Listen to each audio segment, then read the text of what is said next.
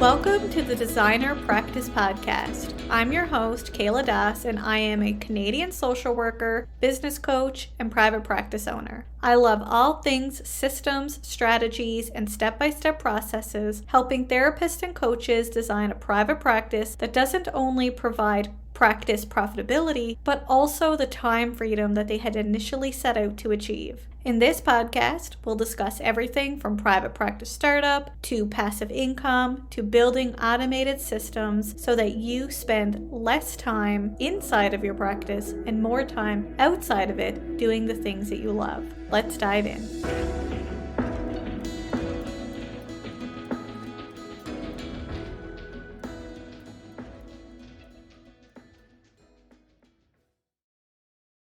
Welcome back to the Designer Practice Podcast, and I'm your host, Kayla Das. I'm so glad that you're here with me today. This episode is actually going to be a little different than most of my episodes. Today, we're really going to be talking about what I call pivot over passion. And I'm going to ask you, have you ever said to yourself, I don't know what my passion is? Maybe you know that you want to help others, but you don't know who it is you want to help or even the context in which you want to help people. For instance, maybe it's therapy, maybe it's group coaching, maybe you want to help people through a course or a membership. And a common misconception is that we have to choose the one thing that we're passionate about and stick with it. Whatever the goal was that we have created for ourselves years ago must be the answer, and we have to stick with it at all costs. Have you ever thought about this yourself? Well, this shows up in so many contexts. I've worked with people in my therapy practice who have dealt with this. I've worked with therapists and coaches in my business coaching. I myself have dealt with this. And it often is rooted in fear, and usually fear of failure. And this stops many therapists and coaches from either starting their private practice or scaling their private practice. Thoughts of, what if it doesn't work? What if private practice isn't for me? What if I fail? What if I don't get someone enrolled in my course? These are all common thoughts that many of us experienced, and I too have experienced these thoughts. But I think there's one key here that has really helped me is pivoting. The truth is, you don't always have to know what your passion is to start your practice or start your business. Maybe you don't even want to do one-to-one therapy. Maybe you want to help people in other methods, just like I mentioned before. Courses, memberships, group coaching, digital templates. I mean, so many possible ways you can help people. But at the end of the day, you can always pivot. So let's say something doesn't work, or you don't actually like something specifically. Maybe you try it out, you can pivot. Maybe you don't like it, you can pivot. Sometimes we actually pigeonhole ourselves to the idea of something that we thought might happen, but once we get there, we're just not happy. And again, the simple answer, although it's simple, yet not easy, is pivoting. Because sometimes through pivoting, you actually find your passion and find what you love. And the whole reason for me creating the Designer Practice Podcast is your practice, your business should be designed for you. It should be a business, a career, a venture that you love to work in. And if it's not, that's where pivoting comes in. Now, I've shared parts of my story publicly. I haven't shared all of my story publicly and how I became a business coach and just all the pivots I've created throughout my life to get where I am today. And I contribute pivoting to be the success to where I am today. When I first went to university, I decided to become a recreation therapist. I worked in that a few years, and then I realized there was something missing. There was something more that I could be doing. At this point, I had no idea what that was, but I thought to myself, well, maybe I'll find what I'm looking for doing a social work degree. So I applied, and I completed it. During my undergraduate degree in social work, I realized that I wanted to start a private practice. I wanted to start a therapy practice. So I actually applied to have my placement at a counseling center, which I loved. It was so interesting. But what showed up for me is I was plagued by imposter syndrome. I had no idea what imposter syndrome was. I've never heard of it before. I had no idea what I was experiencing. All I knew is that I thought I wasn't good enough to be a counselor and I wasn't good enough to open a private practice. So I even stopped my original goal of doing my master's right outside of my bachelor's. I planned to do my bachelor's, then my master's, and then open my private practice. All of my friends went and did their master's, but I didn't think I was good enough. So I worked on the front line for a couple of years. Then I quickly rose to middle management in organizations. And then while I was doing my middle management work, that's when I decided to go back and do my master's. But interestingly enough, at this point, I wanted to do it completely in leadership. So everything that I did with my master's come from the frame of mind that I was going to be a senior manager. I wanted to be a social worker in leadership. And by the time I completed my master's, I was already in senior management positions in non-for-profit organizations. And this was my goal. I thought that if I reached the top of an organization, that would be success for me. But it wasn't. What I thought was my dream didn't make me happy. I was burnt out, and I think the burnout came from several years. I don't think burnout just happened from being in senior leadership. Although I loved many parts of it, there was something missing that I didn't know what it was at the time. And if you asked me why I wanted to run organizations, I could not tell you why. I just knew running organizations and businesses was my thing. I knew I had skills in it. I was just energized and motivated by that.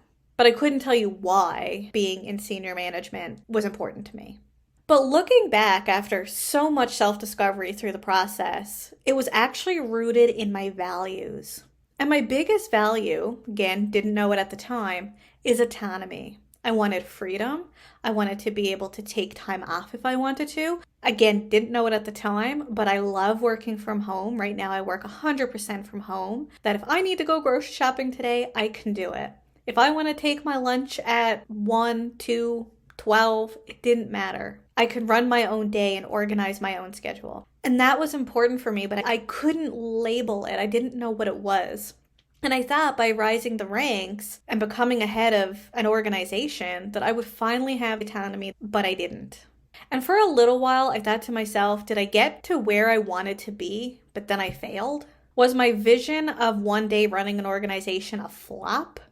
At the time, I would have said yes. I thought I was a failure. I reached the top. In many people's eyes, was successful. But for me, I wasn't. Even though that's what I thought would give me success, it was not what I was looking for. What I did know I needed to do was pivot. And I did.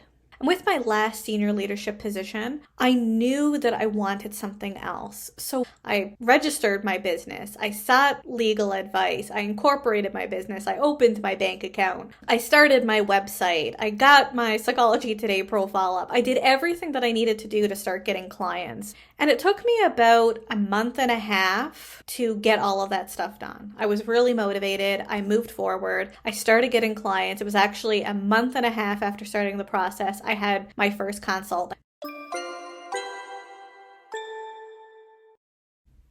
Have you been looking for quick templates to help you with starting or growing your therapy or coaching practice? Whether you're looking for practice startup forms, branding kits, a consultation script, or a step-by-step process for writing effective therapist directory profiles, I have you covered. Instead of starting from scratch, check out my designer practice digital template shop on Etsy to find templates that best fit your practice needs. If you're not yet in the market for purchasing digital templates, follow my shop on Etsy so you don't miss a thing. Head on over to the Designer Practice Digital Template Shop at designerpractice.etsy.com. That's designerpractice.etsy.com. Now back to our episode. So I did those consults, and about a month and a half after I opened my practice, got some clients. I had 6 clients that I was working with on evenings and weekends because of course I was still working throughout the day. But then I put in my resignation and I built up my practice. And I was excited because I finally was able to get autonomy. And although I did get autonomy, there was still something missing.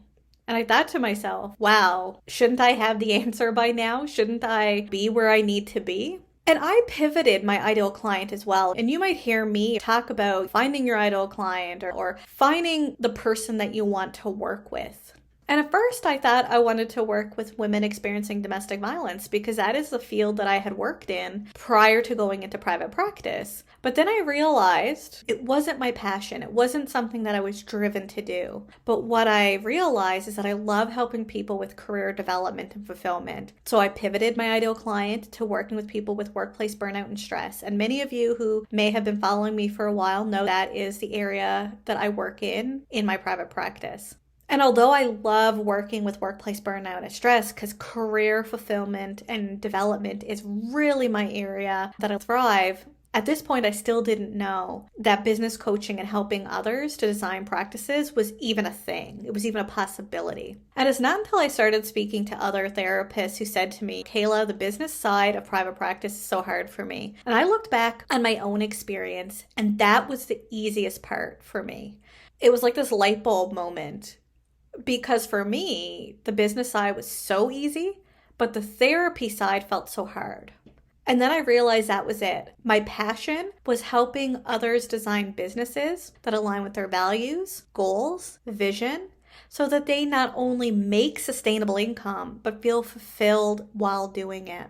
And I truly don't believe there is a wrong and right way to start a business, to start a practice. It's only your way. But to find that, sometimes we need to pivot. And if it wasn't for pivoting, I wouldn't have found my passion. We don't need to know where we're going now. We just need to take steps and realize that, you know what, I can pivot. If I allowed myself to be pigeonholed to the idea of what I thought was the answer and that I thought was the dream, which was being a senior leader, I thought with all of my heart that once I got there, I would be happy. But it wasn't. It wasn't what I wanted. And I would probably still be working in some leadership position today if I didn't allow myself to pivot. I didn't know if private practice was for me. I didn't know about business coaching at that point. But all I know is that I wasn't feeling fulfilled. I didn't feel autonomous, and I wasn't happy. So I want to ask you, have you been holding on to passion over pivoting? Have you allowed yourself to pivot so that you can learn lessons? But you are going to learn lessons through the pivoting process. If you've been avoiding pivoting because there's this internal obligation to whatever you thought you wanted over what you actually wanted, you might be even thinking, I don't know what I actually want. Because like I said, if you asked me several years ago why I wanted to run organizations, I wouldn't have had a great answer for you, except, and I quote, because that's what will make me successful. Whatever successful means, I have no idea. And I think this is another key piece of this, is often we think of success as this big word, but we all have different versions of what success is, or even what being successful means. If you asked your parents, if you asked your friends, if you asked a colleague, if you asked your supervisor, if you asked me, we would all have very different definitions of what success is. But at the end of the day, success can also change. A few years ago, I thought success was running an organization. And now I have my own practice, and I guess in theory you can say that I'm still ahead of my own organization. But it's different. That's not what I thought. That wasn't the vision. The vision that I would be running an organization with 30 or 40 different employees. Right now, it's just me. And then from time to time, I hire contractors to help.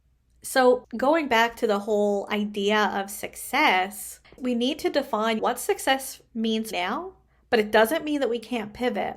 I actually have an activity for you that I want us to go through. So if you're sitting and drinking your morning coffee, haul out a notebook or even your phone's notepad. I am very much an iPhone notepad girl. Everything that I think through the day goes on my iPhone notepad. Or if you're driving or out for a walk, just remember to come back to this later when you have a moment. So I want us to take a few minutes and I want us to define what success means for you and to ask yourself these 4 questions to help you get started. To help you answer each question, we're going to do one at a time. I encourage you to pause this podcast episode after each question so that you can take a moment and actually answer them before going to the next question. When you're finished with the question, press play, and then of course get the next question. So the first question is, who and what is important to you in your life? There's no right or wrong answers here. You may include your hobbies, maybe places that you like to go, might be values that you hold, things in your career that help you feel accomplished, fulfilled, and motivated. List them all out. Like I said, take a few minutes, pause this episode, and list out who and what is important to you. The second question, what are my career goals? In other words, are you like me? Is your goal to climb the corporate ladder? Or maybe it's not something vertical. Maybe it's other things that you want to do. But what are your career goals? And this is valuable whether you want to go into private practice or you don't want to go into private practice. So for number 3, bring question 2 a little bit further and ask yourself, why are these your career goals? Are they connected to the people and things that are important to you that you answered in question number 1? Are they a vision that you've had for yourself? Is there a reason on why you've chose those specific goals? Because again, if you asked me a few years ago why I wanted to reach the corporate ladder, I could not tell you that autonomy was my big goal. Because maybe if I knew that beforehand, I might have made different decisions. Now, in saying that, I do love the journey that I have taken, and I wouldn't trade it for the world. But we need to know why these are our goals, not just because they are. And number 4, has the thought of something that you thought you wanted holding you back from what you actually want? I'm going to repeat that again. Has the thought of something that you might have wanted holding you back from what you actually want? And if the answer is yes, I want you to list or identify pivots that you can make in the near future that can help you move towards the people and the things that are important to you and that thing that you actually want. Back to my own example, I was sure that reaching the top of the corporate ladder was success for me. I thought that was the answer, but then I got there. It wasn't actually what I wanted. So again, I want you to think about what you thought was going to happen, that vision. Is that holding you back from really the reason on why you're doing it and holding you back from what you actually want? I want to bring this back to the whole passion piece. You might not have even discovered what your passion is. And even the word passion is kind of overrated because passion can be fleeting, right? We can really be passionate about something one day and change our mind the next day, and that's okay. But you may not have discovered what the possibilities are because you haven't pivoted. Just like me, I absolutely love business coaching. I love this podcast. I love talking to each of you every day, whether it's through this podcast, through my blogs, whether it's on my Facebook group, or one-to-one or group sessions together. I love it, but I did not know it existed. And just like that, there might be other things out there that you don't know exists. But the idea of where you thought you had to be, or that internal obligation of being in a specific place, might be holding you back. And pivoting and allowing yourself to pivot and not looking at it as a failure, but actually as a lesson to explore something new is the only way to get there. So this is a really short episode, but I wanted us to go through this because I think it is really important and it shows up time and time again. So I hope this episode has given you some inspiration and motivation to start making pivots in your life so that you can start feeling fulfilled in your career, your practice, and your business. And if you're already feeling fulfilled with your career, your practice, and your business, that is great. And asking yourself, if you are there, how did I get here? My answer, pivoting. I would not be where I am today without it. Pivoting gave me those lessons and it allowed me to build upon myself and those experiences I didn't know existed. So in my opinion, business is all about pivoting. Without pivots, we actually slow down progress. Thank you everyone for listening to today's episode. I hope this was helpful. Until next time, bye for now.